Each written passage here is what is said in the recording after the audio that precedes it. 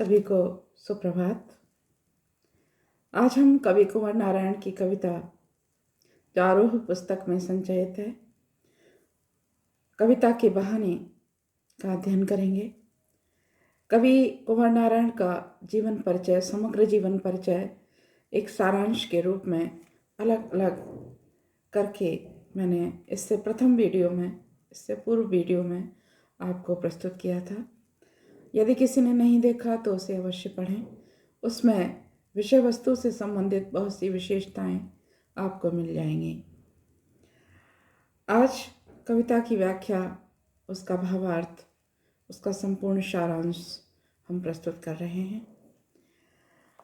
आपको मेरा यह पूरा वीडियो देखें कृपया, और अच्छा लगे तो कृपया सब्सक्राइब कीजिए, चैनल को लाइक कीजिए और साथियों को शेयर कीजिए। कमेंट बॉक्स में लिखकर अपनी प्रतिक्रिया अवश्य बताइए। जो भी आपको अच्छा लगे या न लगे वो भी मुझे बताएं। कविता के बहाने कवि कुंवर नारायण के प्रसिद्ध काव्य संग्रह इन दिनों से ली गई है। इन दिनों काव्य संग्रह में उनकी रचना बहुत ही प्रसिद्ध रचना है। यह आजकल जो कविता के विकास पर, कविता के जो अस्तित्व पर एक संशय क्रिएट हो रहा है, उस पर उन्होंने लिखी है। लोगों को एक शंका है, यह डर है कि कहीं यांत्रिकता के इस दबाव में, मशीनी युग में कविता अपने अस्तित्व को न खो दे। ऐसा न हो कि कविताएं रचनी लिखनी बंद हो जाएं, दुनिया से यह विधा हमेशा के लिए समाप्त हो जाए। तो यह डर आवश्यक नहीं है कि सभी को हो, पर कुछ लोगों के मन में यह डर, ये संभ्रम की स्थिति आज पैदा हो रही है। मनीषियों ने, कवियों ने इस पर विचार किया। ऐसे ही एक मनीषी कवि और विचारक हैं कवि कुंवर नारायण, जिन्होंने पाठकों के और कविता प्रेमियों के मन में उठने वाले संशय को इस कविता के बहाने दूर करने का प्रयास किया है। वे कहते हैं कि कविता की अपार संभावनाएं हैं। कविता जहाँ खोजो वहाँ रच जाएगी, जहाँ सोचो वहाँ बन जाएगी। कविता जहाँ चाहेगी उड़ जाएगी, जहाँ चाहेगी खिल जाएगी। उसके लिए अवसरों की कोई कमी नहीं है। कविता अपने अस्तित्व को कभी समाप्त नहीं कर सकती। क्यों? ये उन्होंने अपने 3 उदाहरणों से प्रस्तुत किया। पहला, कविता एक उड़ान है चिड़िया के बहाने। कविता की उड़ान भला चिड़िया क्या जाने, बाहर भीतर इस घर उस घर, कविता के पंख लगा उड़ने के माने, चिड़िया क्या जाने। कविता एक उड़ान है चिड़िया के बहाने। कविता जिस तरह चिड़िया से उनकी तुलना करते हुए कवि कुंवर नारायण कहते हैं, जिस तरह चिड़िया उड़ती है अपार संभावनाओं के साथ, वह आकाश की अनंत ऊंचाइयों को छूना चाहती है, लेकिन जहाँ तक उसकी सीमाएं हैं वहाँ जाकर लौट आती है। वो चिड़िया के बहाने चिड़िया की तरह से कविता भी उड़ती है, उसकी भी उड़ान है। लेकिन अग्रिम पंक्ति में कवि ने कहा कि कविता की उड़ान भला चिड़िया क्या जाने, लेकिन चिड़िया की उड़ान की एक सीमा है। वह एक निर्धारित गंतव्य की ऊंचाइयों तक ही पहुंच सकती है। चिड़िया नहीं जान सकती कि कविता कहाँ तक उड़ सकती है। अर्थात चिड़िया की अपनी सीमाएं हैं उड़ान की, लेकिन कविता की कोई सीमा नहीं है। वो कहीं तक भी जा सकती है। बाहर भीतर इस घर उस घर, चिड़िया बाहर उड़ती है, घर के अंदर उड़ती है, इस घर में उड़ती है, उस घर में उड़ती है, लेकिन फिर भी उसका एक दायरा है। कविता कहाँ उड़ती है? कविता जो पंख, चिड़िया के छोटे से पंख हैं, वो निर्धारित घरों में जाती है जहाँ उसका बसेरा है, उससे उसके निश्चित घरों के बाहर की सीमाओं में, अपने वृक्षों के समीपस्थ स्थानों पर वो उड़ती है। आसमान में ऊंचाइयां भी निर्धारित हैं, वहीं तक उसके छोटे पंख उड़ान भरते हैं। चिड़िया इतना विस्तार नहीं पा सकती, सीमाओं में बंधी हुई है, ईश्वर ने उसे बांध रखा है। लेकिन कवि कहते हैं कि कविता जब पंख लगाकर उड़ती है, कवि का मन जब कल्पनाओं के पंख लगाकर कविता की ऊंचाइयों को नापता है, इस घर उस घर, अंदर और बाहर, यत्र तत्र सर्वत्र, कवि का मन प्रत्येक मन की अंधेरी गलियों में, मन के प्रकाश में अर्थात खुशियों में, प्रत्येक मन के दुखों में चला जाता है। वहाँ से वो अपार संभावनाएं ढूंढ लाता है और कविता बन जाती है। चिड़िया की विवशता है वो क्या जाने। अर्थात कविता जन्म तो लेती है चिड़िया की तरह, लेकिन चिड़िया से उसकी उड़ान बहुत आगे है, उसका विस्तार बहुत अधिक है, असीमित है। वह चिड़िया से उसकी तुलना करते हुए भी बाद में नहीं कर पाते। कविता में अपार संभावनाएं हैं। कवि ने इन पंक्तियों में सरल सहज खड़ी बोली का प्रयोग किया, लेकिन बड़ी सशक्त अभिव्यक्ति में अपनी बात कही और चिड़िया से तुलना करके भी कविता को श्रेष्ठ बताया। चिड़िया क्या जाने अर्थात प्रश्न अलंकार, जहाँ प्रश्न पूछते हैं कवि, चिड़िया क्या जाने, लक्षणा शब्द शक्ति का प्रयोग किया गया है। संपूर्ण कविता का मानवीकरण किया गया। चिड़िया की उड़ान से एक दृश्य बिंब हमारे मस्तिष्क में बनता है, जो मानवीकरण की संभावनाएं भी बना रहा है। चिड़िया उड़ती है, कविता भी उड़ती है। चिड़िया इस घर उस घर, कविता भी इस घर उस घर। अर्थात यहाँ भी कवि का कर्म हो सकता है, काव्य रचना वहाँ भी हो सकती है। अमीर गरीब, छोटे बड़े का भेद नहीं करती, किसी भी घर और प्रांत और जाति और समाज संप्रदाय को नहीं देखती। कविता कहीं भी जन्म ले लेती है, उसमें अपार संभावनाएं हैं। कविता की उड़ान, अनुप्रास अलंकार, स्वाभाविक रूप से सभी अलंकार शब्द शक्तियां इनकी रचना में आए हैं। तो पहला एक अर्थ जो विशेष अर्थ है, पंख लगा बाहर और अंदर उड़ना, अर्थात बाहर का मतलब संसार में जब कविता आ जाती है तब, और अंतर का मतलब अंदर ही अंदर जब कवि के अपने भाव विचार आंदोलित करते हैं उसे, तब दोनों तरह जन्म लेती है कविता। पहले अंदर घुमड़ती है, फिर बाहर आ जाती है। पंख लगाकर उड़ना मतलब असीमित विस्तार। कविता कहाँ तक जाएगी पता नहीं है, कौन कहाँ तक पढ़ेगा मालूम नहीं है, क्या लिख देंगे कवि उसके बारे में किसी के भी मन में और बाहर में झांक कर अज्ञात है सब। कविता की उड़ान व्यापक और असीमित है, चिड़िया की उड़ान सीमित है। पंख लगाकर उड़ते हैं कवि चिड़िया की ही तरह। चिड़िया और कवि का तुलनात्मक अध्ययन किया और कवि को और कविता को श्रेष्ठ बता दिया।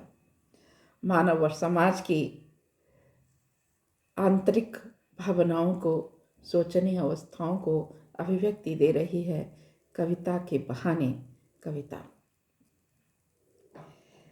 दूसरी तुलना उन्होंने फूल से की। जिस तरह पौधों पर लगी हुई कलियां खिल जाती हैं सुगंध के साथ, उसी तरह से कवि के मन में जमी हुई परतें लोगों की दृष्टि के प्रति उनके दृष्टिकोण खिल जाते हैं फूल की तरह कविता के रूप में। कविता एक खिलना है फूलों के बहाने। कविता भी प्रस्फुटित होती है, उदित होती है, खिल जाती है, यानी रच जाती है कवि के मन से दुनिया में कुछ अलग अलग देखकर। लेकिन कविता का खिलना भला फूल क्या जाने। लेकिन कवि को अचानक स्मरण हो आता है कि कविता के खिलने से फूल की तुलना नहीं हो सकती। बाहर भीतर, इस घर उस घर, अर्थात सर्वत्र वातावरण में, इस घर में उस घर में फूल खिलता है तो एक निश्चित सीमा तक अपना सौंदर्य और अपनी सुरभि, अपनी सुगंध बिखेरता है और एक अल्प समय में, एक निश्चित सीमा में मुरझाकर उसका अस्तित्व समाप्त हो जाता है, वो सूख जाता है। फिर फूल फूल नहीं रहता, डाली से च्युत होकर वो गिर जाता है और अपने अस्तित्व को खो देता है। लेकिन कविता बिना मुरझाए महकने के माने फूल क्या जाने। फूल में इतनी शक्ति कहाँ, विधाता ने दी ही नहीं कि वो मुरझाए नहीं। वो तो मुरझा जाता है बेचारा, महकता महकता मुरझा जाता है। फूल क्या जाने, फिर प्रश्न अलंकार। महकता तो है लेकिन कुछ पल फूल सुगंधि बिखेर कर, सौंदर्य को लोगों की दृष्टि में दिखाकर और एक निश्चित सीमा में, एक घर के अंदर या एक बगीचे के अंदर खिलकर एक निश्चित सीमा में मुरझा जाता है। निश्चित समय है उसका, 1 दिन है, 2 दिन है, 3 दिन है। कविता ऐसा नहीं करती। वह फूल के समान विकसित तो होती है, लेकिन फूल जिस तरह पराग, मधु, सुगंध लेकर पैदा होते हैं, कविता भी उसी तरह विशेष भाव, अर्थ, अलंकार, शब्द शक्तियाँ लेकर रस, विभाव, संचारी भाव, अनुभव आदि लेकर जन्म लेती है, खिलती है, लेकिन वह कभी नहीं मुरझाती। एक बार विकसित जो हुई, एक बार खिली फूल की तरह, लेकिन फूल की तरह कभी समाप्त नहीं होता उसका अस्तित्व। आज बच्चों, हमारे बीच तुलसीदास नहीं है, कबीर दास नहीं है, मैथिली शरण गुप्त दिनकर जी बीच नहीं है, लेकिन कविता तो है। वे कवि प्रेमी व्यक्तियों के हृदय में सदैव जीवित रहेंगे, क्योंकि उनकी कविता जीवित है, न मुरझाई है, न सकुचाई है, न उसकी सुरभि कम हुई है। उसकी सुगंध आज भी हमारे दिलों में ज्यों की त्यों विद्यमान है। इसीलिए बिना मुरझाए महकने के माने फूल क्या जाने। बिना मुरझाए महकने का अर्थ तो बस कविता ही जानती है। वो कभी नहीं मुरझाती।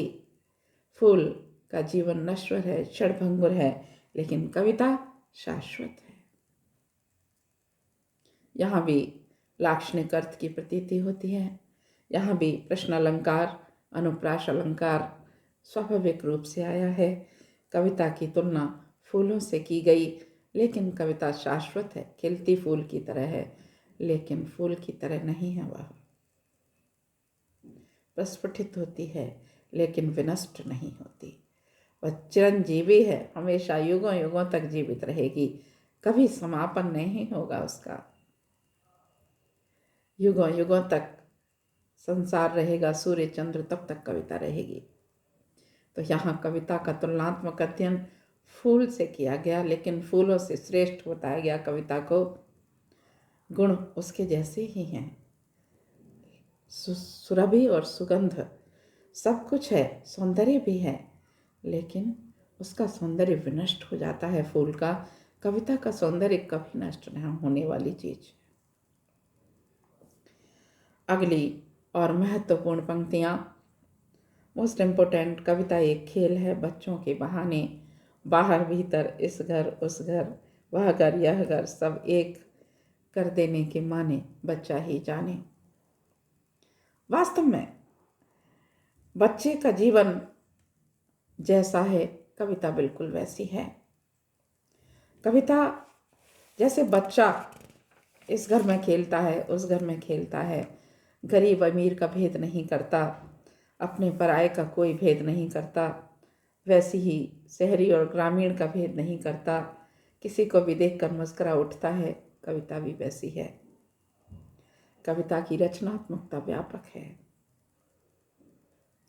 बच्चे की सोच की तरह व्यापक है। बड़े अपने पराये का भेद करते हैं, लेकिन बच्चा नहीं करता। कविता तो खेल है बच्चों के बहाने। जैसे बच्चे सबके साथ खेलते हैं, सबके साथ आनंद में डूब जाते हैं, उसी तरह कविता भी सबके साथ खेलती है, किसी भी हृदय की विषय वस्तु बन जाती है। वह कहीं भी जन्म ले लेती है। वह आता पछताता, दो टूक कलेजे के करता, पछताता पथ पर आता।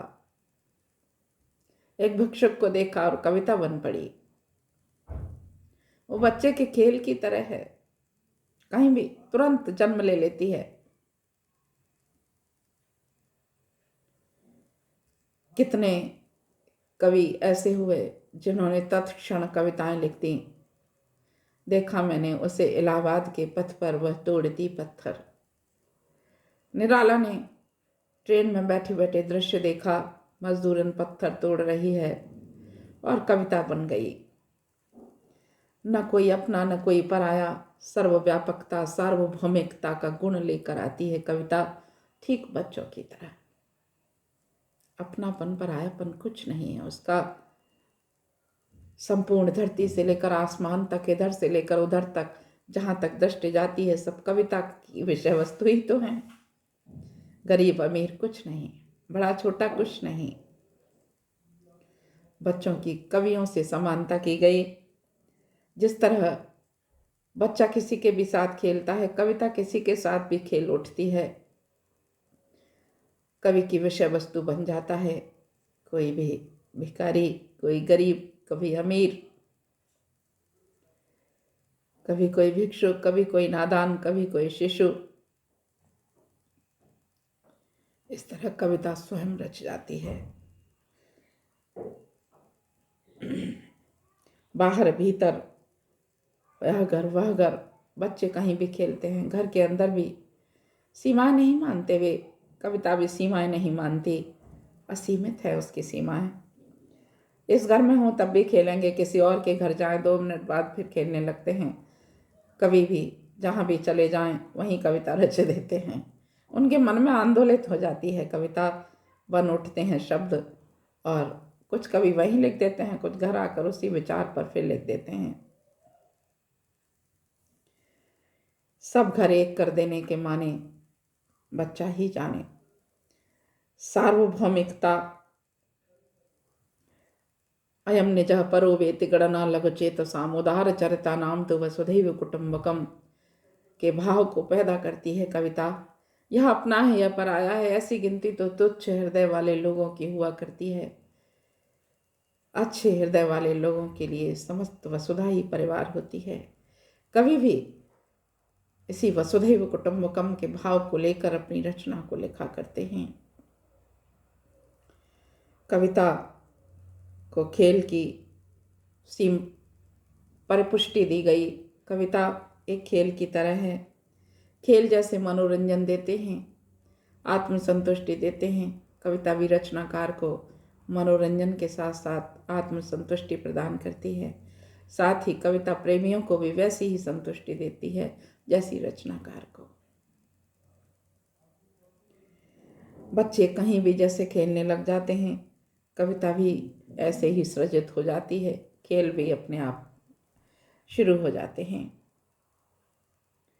और सारांश में कहूँ तो कविता सर्वव्यापी होती है, रचनात्मक होती है, ऊर्जावान होती है, और खेल के समान ही साकार रूप में हमारे सामने आ जाती है।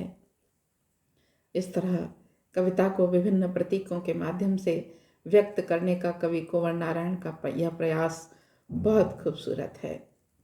कविता चिड़िया की तरह है, लेकिन नहीं, वह अनंत विस्तार को पाती है, अनंत ऊंचाइयों उसकी उड़ान है। कविता फूलों की तरह है, लेकिन फूलों से बहुत श्रेष्ठ। फूल क्षणभंगुर और कविता तो शाश्वत, चिरंतन, हमेशा थी, है और रहेगी। इसके बाद कविता बच्चों के खेल की तरह है, जो कहीं भी खेल सकती है, अमर्यादित, असीमित। उनकी कोई सीमा नहीं।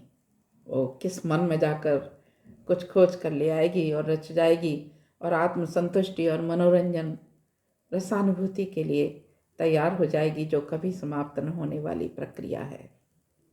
इस तरह कविता एक विस्तारित प्रक्रिया है। धरती से आसमान तक, इस दिशा से उस दिशा तक, दसों दिशाओं तक वह व्याप्त रहती है। इस कविता की भाषा सरल, सहज, खड़ी बोली हिंदी है। मुक्त छंद का प्रयोग किया गया है। लाक्षणिक शब्दावली का प्रयोग है। प्रश्न अलंकार, अनुप्रास अलंकार स्वयं आए हैं।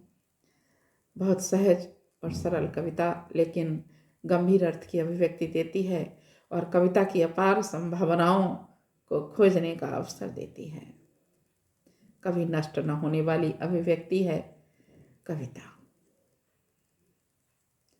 यह भावार्थ, व्याख्या, सारांश जो भी कहें, आपको पसंद आया वीडियो तो प्लीज़ लाइक करें, सब्सक्राइब करें और शेयर करें। कमेंट बॉक्स में लिखकर मुझे बताएं। डिस्क्रिप्शन बॉक्स में इसकी कुछ विशेष बातें मैं लिख देती हूँ, आप अवश्य पढ़ें, आपको कुछ न कुछ लाभ होगा। बहुत बहुत धन्यवाद।